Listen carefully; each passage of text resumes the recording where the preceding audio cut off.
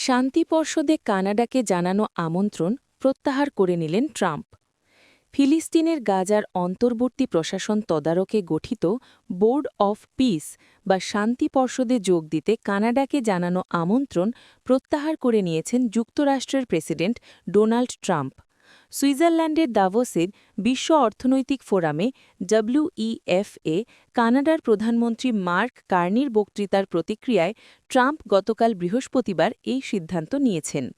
গত মঙ্গলবার দাভোসে দেওয়া বক্তৃতায় শক্তিশালী দেশগুলোর সমালোচনা করে কার্নি বলেছিলেন, তারা অর্থনৈতিক সম্পর্ককে অস্ত্র এবং শুল্ককে চাপ তৈরির হাতিয়ার হিসেবে ব্যবহার করছে। কানাডার আমন্ত্রণ প্রত্যাহার প্রসঙ্গে ট্রাম্প তার নিজের মালিকানাধীন সামাজিক যোগাযোগ মাধ্যম ট্রুথ সোশ্যালে একটি পোস্ট দিয়েছেন। এতে তিনি লিখেছেন, এ চিঠির মধ্য দিয়ে আমি জানাচ্ছি, কানাডার কাছ থেকে শান্তি পর্ষদের আমন্ত্রণ প্রত্যাহার করা হচ্ছে। এটি কোনো সময় বিশ্বের সবচেয়ে মর্যাদাপূর্ণ নেতাদের পর্ষদে পরিণত হবে। শান্তি পর্ষদের আমন্ত্রণ প্রত্যাহারের বিষয়ে কার্নির দপ্তর কিংবা হোয়াইট হাউস রয়টার্সের অনুরোধে তাৎক্ষণিক সাড়া দেয়নি। গত সপ্তাহে কার্নির দপ্তর জানিয়েছিল, তারা শান্তি পর্ষদে যোগ দেওয়ার আমন্ত্রণ পেয়েছে এবং তা গ্রহণ করবে। মঙ্গলবার দাভোসে কার্নির বক্তৃতার পর শ্রোতারা দাঁড়িয়ে করতালি দিয়ে তাকে অভিনন্দন জানিয়েছিলেন।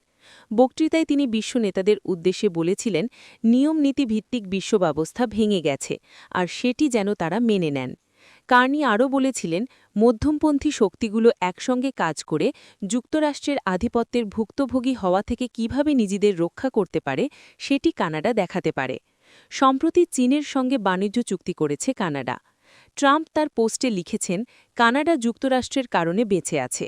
অন্যদিকে গত বুধবার দাভোসে বক্তৃতায় তিনি বলেছিলেন, যুক্তরাষ্ট্রের উদারতার জন্য কার্নির কৃতজ্ঞ থাকা উচিত।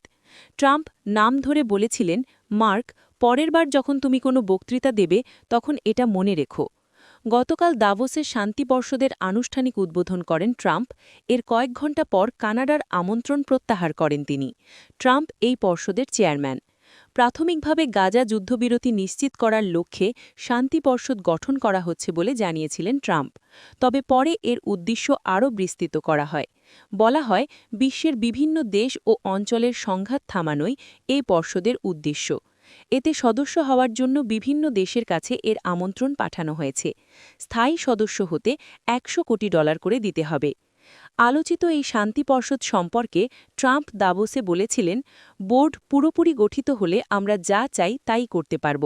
বিভিন্ন পদক্ষেপ জাতিসংঘের সঙ্গে সমন্বয় করে নেব। জাতিসংঘের নিরাপত্তা পরিষদ এ পর্ষদ গঠনের সিদ্ধান্তকে ট্রাম্পের গাজা শান্তি পরিকল্পনার অংশ হিসেবে অনুমোদন দিয়েছে। গতকাল জাতিসংঘের মুখপাত্র রোলান্ডো গোমেজ বলেন, এ পর্ষদের সঙ্গে জাতিসংঘের যোগাযোগ শুধু গাজার প্রেক্ষাপটের মধ্যে সীমাবদ্ধ থাকবে। আর্জেন্টিনা, বাহরাইন, মরক্কো, তুরস্ক সহ আরও কিছু দেশ এখন পর্যন্ত শান্তি পর্ষদে আনুষ্ঠানিকভাবে যোগ দিয়েছে। যুক্তরাজ্য, ফ্রান্স, ইতালি সহ কিছু মার্কিন মিত্রদেশ জানিয়েছে, তারা এখনই এই পর্ষদে যোগ দিচ্ছেন না।